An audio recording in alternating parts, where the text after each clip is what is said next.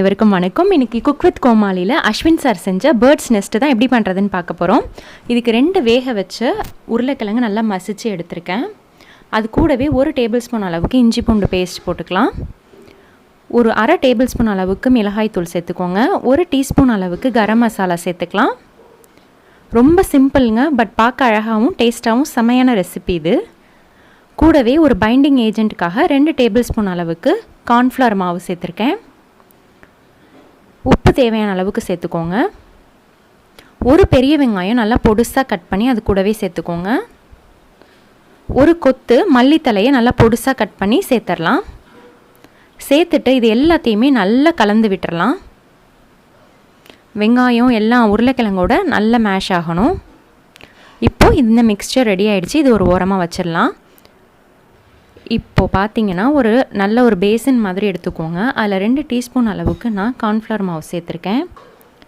கொஞ்சம் தின் கன்சிஸ்டன்சி, அதாவது ரொம்ப தண்ணியாகவும் இல்லாமல் ரொம்ப கெட்டியாகவும் இல்லாமல் மிதமான தண்ணி ஊற்றி அதை கரைச்சி எடுத்துக்கலாம்.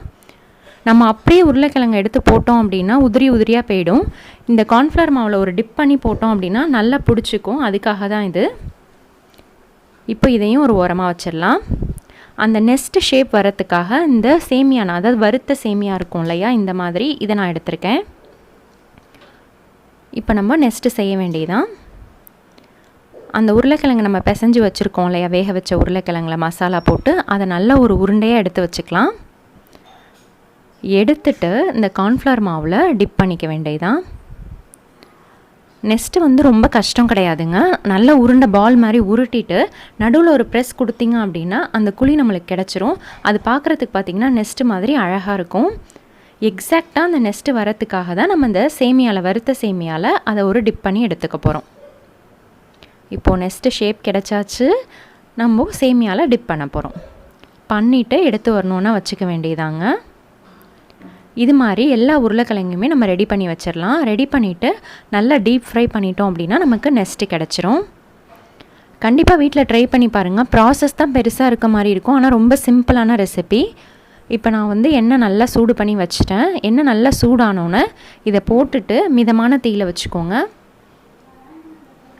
இது நல்லா எண்ணெயிலெல்லாம் ஒட்டாமல் உங்களுக்கு அழகாக வரும்.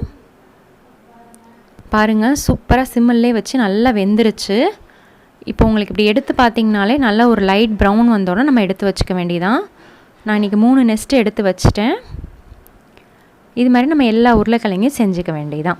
இப்போது அந்த நெஸ்ட்டில் ஒரு சின்ன எக்கு மாதிரி வச்சுருந்தாங்க இல்லையா, அது ஒன்றுமே இல்லைங்க, பன்னீர் இருக்குது இல்லையா, அதை நல்லா துருவிட்டு இந்த மாதிரி சின்ன சின்ன பால்ஸாக உருட்டிக்கோங்க.